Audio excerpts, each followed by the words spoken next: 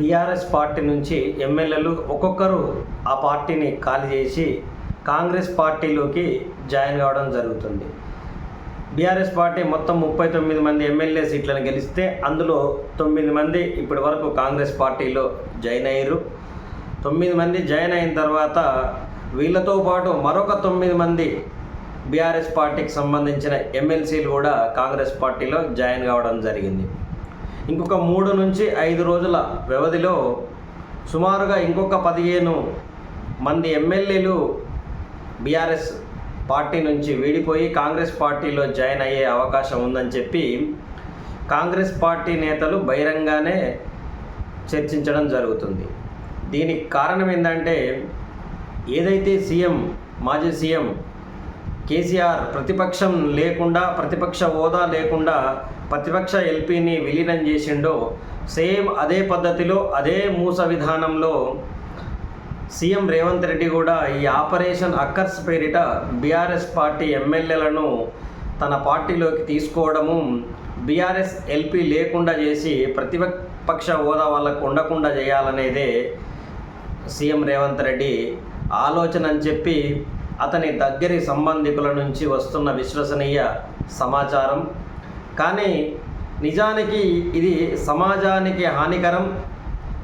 ఇప్పుడు ఈ 5 సంవత్సరాలు కాంగ్రెస్ పార్టీ మనుగడ ఉండొచ్చు, కానీ మున్ముందు రాబోయే ఎలక్షన్లలో ఇటువంటి చర్యలకు పాల్పడ్డందుకు కాంగ్రెస్ దీనికి సరిపడ మూల్యాన్ని స్వీకరించాల్సిన దుర్గతి కంపల్సరీగా పడుతుంది.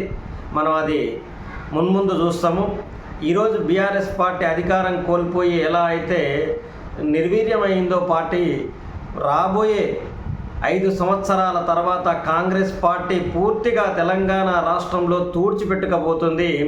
ఆ కాంగ్రెస్ పార్టీని తెలంగాణ రాష్ట్రంలో తూడ్చిపెట్టడానికి మాలాంటి వాళ్ళు ఎందరో ప్రయత్నిస్తూనే ఉంటారు. ప్రయత్నం చేయక తప్పదు. ఎందుకంటే యువ రక్తం రావాలి, నూతన రాజకీయ వ్యవస్థ భారతదేశంలో రావాలి. అప్పుడే ఈ కాంగ్రెస్కు సంబంధించిన ఏదైతే ఈ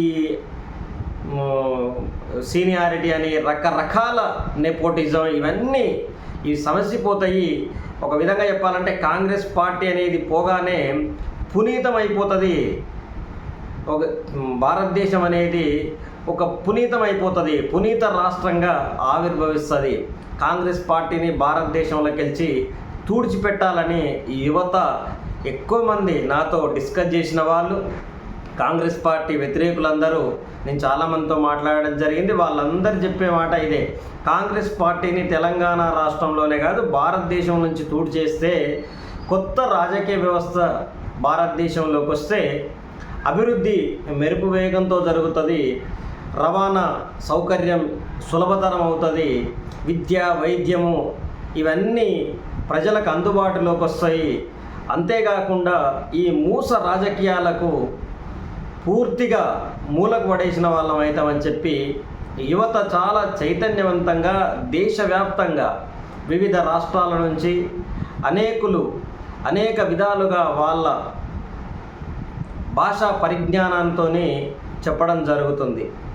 ఏది రాష్ట్రాల మీద ఉన్న పట్టు కావచ్చు, వాళ్ళ సొంత నిర్ణయాలు కావచ్చు, ఇవన్నింటినీ పరిగణలోకి తీసుకొని వాళ్ళు స్వతంత్రంగా కాంగ్రెస్ పార్టీ అనేది భారతదేశాన్ని మభ్యపెడుతూ ప్రజలను మోసం చేస్తూ అభివృద్ధికి జరగకుండా, ప్రజల్లో చైతన్యం రాకుండా నెపోటిజాన్ని పెంపొందిస్తూ మూస ధోరణి అనేది పాటిస్తుంది. అందుకే ఈ పార్టీని ఈ భారతదేశం నుండి తొలగించాలి, అవసరమైతే తుడిచిపెట్టాలి, కాంగ్రెస్ పార్టీని ఖతం చేయాలనే ఆలోచనతో ఉన్నట్టు చాలామంది యువకులు నాతో మాట్లాడడం జరిగింది.